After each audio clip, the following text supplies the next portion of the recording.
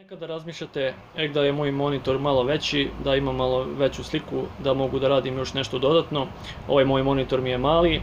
Ako razmišljate tako i imate takvih problema, evo sad ću da vam pokažem kako možete to da uradite na vašem kompjuteru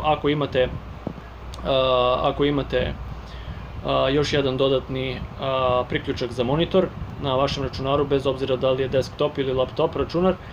Evo, to se radi ovako. Ja sam pozajmio još jedan monitor od moje sestre, tako da sada imam dva monitora i sad ćemo mi njih da priključimo da oni rade istovremeno na jednom računaru.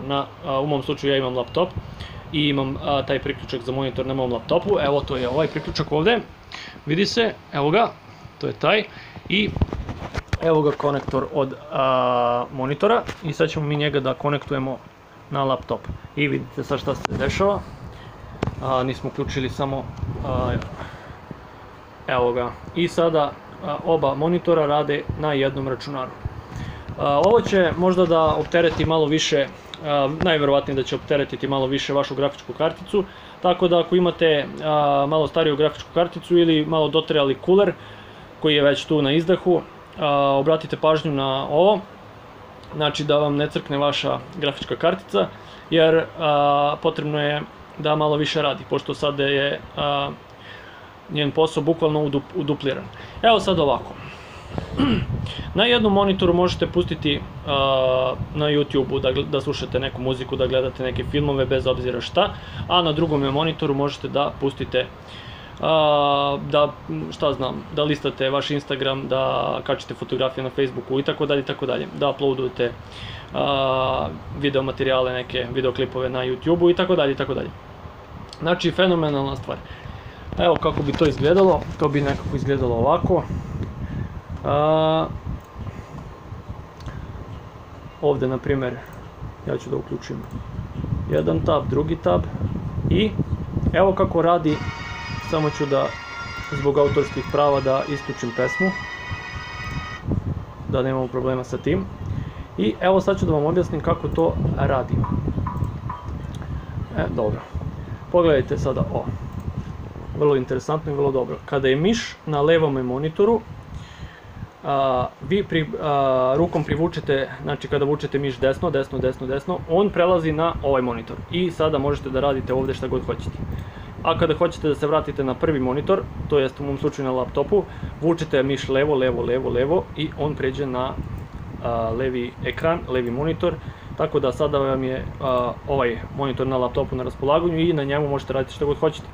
Možete da uključite vaše slike, da listate vaše slike, a na drugom monitoru možete, na primjer, ovako da jedan tab privučete ovde i da tu slušate muziku, a ovde da, kao što sam rekao, listate vaše fotografije, da uživate znači u vašim fotografijama. Ovde će vam ići pesma ili film ili šta god bilo, šta god pustite, sve jedno, možete da uključite bilo šta, znači možete da listate vaš Instagram. To je fenomenalna stvar. Ovde možete uključiti takođe internet, na primjer Facebook, ili dobro, ajde, na primjer YouTube ćemo da uključimo, ili možete, evo, pošto mi stoji ovde, dobro, sad malo, naravno da sad je malo i toplo i vrućina je, pa mali je kuler na laptopu, naravno da će da ima malih poteškoća da on sve ovo otvara. I sada, na primjer, ovde možete da pustite bilo koji video da vam ide. Ja ću sad, na primjer, ovde da pustim jedan, da čisto vidite kako to izgleda. Smanjit ćemo rezoluciju, stavit ćemo neku manju, da grafičkoj kartici što više olakšamo. I ovde ćemo pustiti takođe video, čisto da vidite kako to izgleda. Vrlo lepo, i kada to bude sve u full screenu, to je veoma lepo na dva monitora i lepo i korisno. Znači ovde ćemo takođe, samo da se ja snađem, ajde, sve jedno, nije bitno šta ćemo da pustimo, na brzinu, bez veze sam, znači ništa specijalno. Tako da pustit ćemo ovde i pustit ćemo ovde i sada možete gledati ovde jedan video, ovde drugi video i to je veoma lepo i veoma dobro i veoma korisno i meni se mnogo sviđa. Znači nešto fenomenalno. što bi vama mnogima možda baš dobro došlo i olakšalo bi vam možda mnogo vaše korišćenje računara. Evo kako to izgleda, vrlo lepo, mogu da pustim čak i zvuk. Mogu da pustim i na drugome isto. To je fenomenalno, vidite kako lepo izgleda.